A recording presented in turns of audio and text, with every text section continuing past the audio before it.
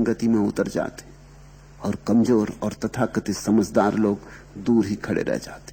वो अपनी समझदारी में ही मर जाते। समझदारी से सावधान, क्योंकि समझदारी तुम्हारी मूढ़ता को छिपाने का उपाय। एक बात सदा सोचना, एक बात सदा याद रखना, अगर तुम चतुर हो तो तुम्हारी जिंदगी में सबूत होना चाहिए। कहां है आनंद,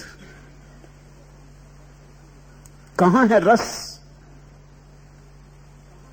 क्या पाया, कौन सी ज्योति है तुम्हारे भीतर, कौन सी सुगंध उठी, कौन सा संगीत बना, कौन सा नृत्य हुआ, उत्सव कहां है, चांदनी कहां है। अंधेरा ही अंधेरा भरा, फिर भी तुम अपने को चतुर कहे चले जाते। और सब तरह की वासनाओं के सांप बिच्छू भीतर सरक रहे, फिर भी तुम अपने को चतुर कहे जाते। थोड़ा तो सोचो, थोड़ा तो विचारो। अगर चतुर ही होते तो तुम्हारी जिंदगी में परमात्मा का वास होता, तुम्हारी जिंदगी में आनंद होता, तुम्हारी जिंदगी में एक पुलक होती। तुम्हारी जिंदगी में ये उदासी क्यों है, तुम्हारी जिंदगी में ये इतना ज्यादा रुग्ण भाव क्यों है? तुम हो कहां? धक्के खाते रहते भीड़ में, यहां से वहां, इस जन्म से उस जन्म में, इस यात्रा से उस यात्रा में। पहुंचे कहां हो, मंजिल कहां है? पास भी आती नहीं मालूम होती और कहते हो चतुर हूं। अगर चतुर हो तो जीवन में प्रमाण चाहिए, और अगर जीवन में प्रमाण ना हो तो कृपा करके इस चतुराई को उतार कर रख दो। ये चतुराई नहीं है, ये वस्तुतः विवेक से बचने का उपाय है, ये मूढ़ता की तरकीब है। ये तुम्हारा अज्ञान तुम्हें चतुराई की का धोखा देके अपने को बचा रहा है। मूर्ख तजे विवेक चतुराई अपनी आने, पलटू सतगुरु शब्द का तनिक न करे विचार। वो अपनी अपनी मारता रहता, अपनी अपनी लगाता रहता। पलटू सतगुरु शब्द का तनिक न करे विचार, नाव मिली केवट नहीं कैसे उतरे पार। और जब तक तुम सदगुरु के वचन का विचार न करोगे, जब तुम अपनी अकड़ हटाकर, अपने उपद्रव को शांत करके, अपने को दूर करके, अपने को बीच से हटा के कहोगे कि अब मैं सीधा विचार करना चाहता हूं, मेरी जिंदगी तो बेकार गई, तो एक बात सच है कि मेरे पास कोई विवेक नहीं है, मैं तो भटका ही भटका, घाव ही घाव इकट्ठे किए, ये मेरी जिंदगी रही, अब बहुत भटक चुका।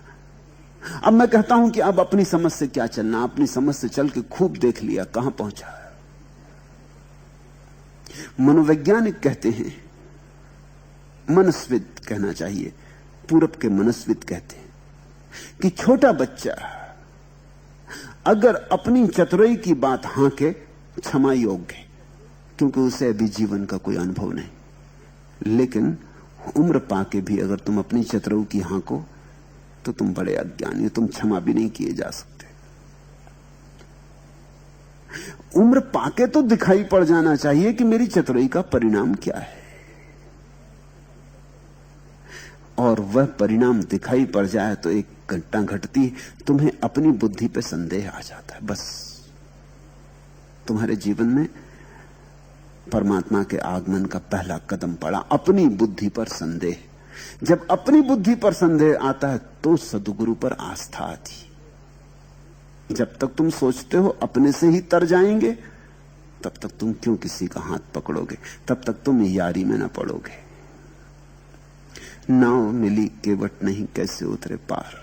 फिर तुम्हारी चतुराई तुम्हें ज्यादा से ज्यादा शास्त्र तक ले जा सकती, नाव तक पहुंचा सकती, लेकिन केवट तो यारी से मिलता। तुम्हारी चतुराई तुम्हें किताब तक ले जा सकती। तो लोग किताब बड़े मजे से पढ़ते हैं, ऐसे बहुत लोग हैं, लाखों लोग हैं जो मेरी किताबें पढ़ते, यहां नहीं आते। मुझे पत्र भी लिखते हैं कि हम आपकी किताबें पढ़ते हैं और बड़ा आनंद आता है, लेकिन आने में संकोच है, आने में डर है कि आने की अभी हिम्मत नहीं, आना चाहते हैं मगर अभी हिम्मत नहीं। क्या डर होगा आने में? यारी बनाने में डर है। प्रेम खतरनाक बात है, प्रेम बन जाएगा तो तुम्हारी जिंदगी फिर वैसी ही न रह जाएगी। किताब के साथ कोई खतरा नहीं, किताब तुम पढ़ लेते हो और ताक पर रख देते हो, किताब तुम्हारी हो गई, मेरी क्या है? तुमने खरीद ली, तुम्हारी हो गई। तुम जहां चाहो वहां लकीरें लगाओगे, जहां चाहो काट दोगे, जहां चाहो लाल निशान लगा दोगे, तुम जो चाहो अर्थ कर लोगे, किताब तुम्हारी हो गई। मेरा उसमें क्या रहा? मेरा तो मेरे पास आओगे तो ही पता चलेगा। साहिब वही फकीर है जो कोई पहुंचा हो, जो दूसरा पार हो आया है वही फकीर है। अब फकीर का अर्थ समझो। लोग समझते हैं फकीर का अर्थ है जिसने संसार छोड़ दिया। ये नहीं है फकीर का अर्थ। जो पहुंचा हो है। संसार छोड़ देने से क्या होता है? ऐसे तो बहुत फकीर है जिनके पास कुछ नहीं था, वो भी छोड़ छाड़ कर फकीर हो गए। कुछ था ही नहीं, छोड़ने की कोई झंझट भी नहीं थी, और फकीर होने का मजा ले रहे हैं। 100 में 99 तुम्हारे फकीर और साधु और सन्यासी और महात्मा नकारात्मक फकीर हैं। संसार छोड़ दिया, लेकिन परमात्मा पाया या नहीं? संसार छोड़ना थोड़ी पर्याप्त परिभाषा है। शायद संसार छोड़ना इतना ही हो सकता है जैसे एक आदमी बगीचा लगाना चाहे, जमीन साफ करे, कांस उखाड़ के फेंक दे, घास पात को काट दे, जला दे, जड़ें घास पात की निकाल के जमीन को शुद्ध कर ले, पानी छिड़क दे और बैठ जाए, कहे कि बगीचा तैयार हो गया। ये कोई बगीचा हुआ? ठीक है, जमीन तैयार हो गई, मगर अब बगीचा तो तैयार होना है। जमीन तैयार हो गई, अच्छा हुआ, मगर इसको ही बगीचा मत मान लो, नहीं तो इस खाली जमीन में गुलाब के फूल ना खिलेंगे। इस खाली जमीन में देर अबेर फिर संसार का कांस उगाएगा। एक मजे की बात ख्याल रखना, गुलाब का फूल अपने आप नहीं उगता, घास पात अपने आप उगता है। घास पात को लाना नहीं पड़ता कि तुम जाओ बीज बाजार से खरीद के लाओ तब उगेगा। तुम बैठे भर रहो जमीन साफ करके, वो अपने से उग जाएगा। जमीन साफ कर ली तो और ढंग से उगेगा, क्योंकि पत्थर इत्यादि सब अलग हो गए, अब बड़े मजे से उगेगा। तुम जल्दी ही पाओगे जमीन हरी हो गई। गुलाब अपने से नहीं उगेगा, गुलाब को तो लगाना पड़ता है। फकीर की ठीक परिभाषा पलटू कर रहे हैं। साहिब वही फकीर है जो कोई पहुंचा होए, जिसके जीवन में गुलाब के फूल खिले हो, परमात्मा खिला हो, वो फकीर है। संसार छोड़ देना पर्याप्त नहीं है, परमात्मा पाना जरूरी है। ये विधायक परिभाषा हुई, नकार से परिभाषा नहीं करनी चाहिए। ऐसा समझो कि एक आदमी है, कोई पूछे कि आदमी आंख वाला है, इसकी क्या परिभाषा? तुम कह सकते हो क्योंकि ये अंधा नहीं है।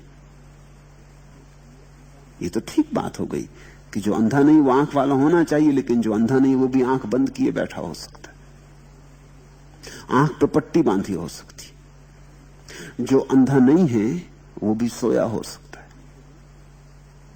तो भी आंख वाला नहीं। आंख वाला तो वही है जिसे दिखाई पड़ता है, और कोई परिभाषा से काम ना चलेगा। अंधा नहीं है, इतनी नकारात्मक परिभाषा काफी नहीं। अंधा नहीं है ये तो ठीक है, काम चलाऊ परिभाषा हो गई।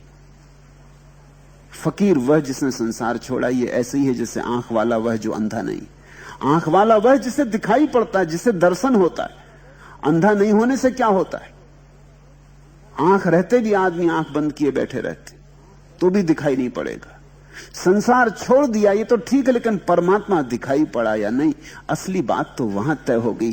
साहिब वही फकीर है जो कोई पहुंचा होए, जो कोई पहुंचा होए नूर का छत्र विराजे, जिसके चारों तरफ परमात्मा की रोशनी हो,